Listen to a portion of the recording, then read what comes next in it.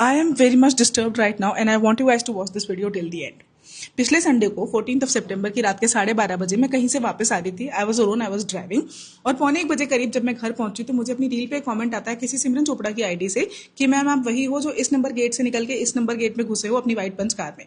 And initially I thought it's some female follower जिसने मुझे spot किया, टेक्स्ट किया, जो कि होता रहता है मेरे साथ. तो मैंने उसमें नॉर्मली कमेंट कर दिया कि आपने इतनी रात में मुझे कैसे पहचाना. तो which the reply I got was कि मैम पुलिस की नजर बहुत तेज होती है, डीएम में बात करें. And I was shocked. मुझे उस टाइम रियलाइज हुआ कि एक पीसीआर वैन थी जो मेरे आगे पीछे 1-2 चक्कर काट रही थी. एंड मुझे एकदम से डाउट हुआ कि ये शायद वही बंदा है. मैंने उसको ऐड किया एंड आई टेक्सटेड हिम कि आप कौन हो और मुझे क्यों मैसेज कर रहे हो. तो विच ही रिप्लाइड कि मैं पीसीआर में बैठा हुआ पुलिस वाला हूं, आप मेरे आगे से निकले, देखते ही आप मुझे बहुत अच्छे लगे, इसलिए मैंने आपकी गाड़ी के नंबर से आपकी पर्सनल डिटेल्स निकाली, आपका इंस्टाग्राम ढूंढा and because I couldn't message you मैंने आपकी रील पे कमेंट किया.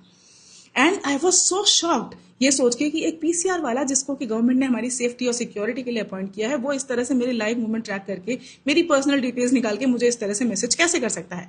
And he didn't stop there, he started texting me rubbish उसके बाद कि आप बहुत सुंदर हो, आप इतने साल के दिखते नहीं हो, मुझसे 2 साल बड़े दिखते हो, मुझे आपसे दोस्ती करनी है, मेरी कोई फीमेल फ्रेंड नहीं है, ब्ला ब्ला ब्ला, इस तरह के फालतू messages. And I was so shocked and disturb कि एक पुलिस वाला मुझे इस तरह से मैसेजेस कैसे कर सकता है. They are suppose to safeguard me. खैर अगला पूरा दिन मैं इसको प्रोसेस करने में लगा दिया एंड ट्यूसडे को मैं उसके चैट के सारे स्क्रीनशॉट लेके पुलिस स्टेशन गई, साइबर क्राइम पुलिस स्टेशन. वहां मैंने उसके खिलाफ कंप्लेंट लिखवाई. एंड पूरा हफ्ता मैं इतनी ज्यादा डिस्टर्ब रही ये सोच के कि भाई मैं 50 साल की होने वाली हूं और इस उम्र तक भी मुझे अपने आप को इन सब चीजों से बचाना है. तो कब तक बचाना है हमें खुद को और किस किस से बचाना है? पुलिस वालों से भी बचाना है हमें खुद को अब. खैर उसके बाद 8-9 दिन बाद आज पुलिस वालों ने उसको ट्रेस कर लिया और मुझे बुलाया स्टेशन पे, उसको भी बुलाया और हमें कंप्लेंट के साथ एसएचओ के सामने पेश किया. यहां सुनो, एसएचओ और उनके नीचे एक और ऑफिसर था. वो मुझसे कहते हैं कि मैम इसने ऐसा क्या ही कह दिया जिससे आप ऑफेंड हो गए, ये तो नॉर्मल है, इसकी कोई गलत इरादे थोड़ी ना थे, ये आपसे दोस्ती ही तो करना चाहता था, आपको दोस्ती नहीं करनी है तो ब्लॉक करो और आगे बढ़ो. I was shocked. ये किस तरह का अप्रोच है? पुलिस वाले मुझसे ये कह रहे हैं, वो मुझे ये कह रहे हैं कि हम तो अपनी बहू बेटियों को भी यही कहते हैं कि ऐसे मैसेजेस को ब्लॉक करो और आगे बढ़ो. आपके 2 लाख फॉलोअर्स हैं, उसमें से कोई 2-4 तो ऐसे निकलेंगे ना. आप कब तक कंप्लेन करते रहोगे ब्लॉक करो और आगे बढ़ो? अरे क्यों ब्लॉक करें, क्यों जाने दें?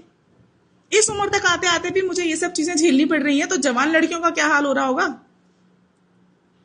मैं उस बंदे की आईडी रिवील नहीं कर रही हूँ यहाँ पे बिकॉज उसके अगेंस्ट तो मैंने कंप्लेन करा ली है and I will make sure that उसको सजा मिले.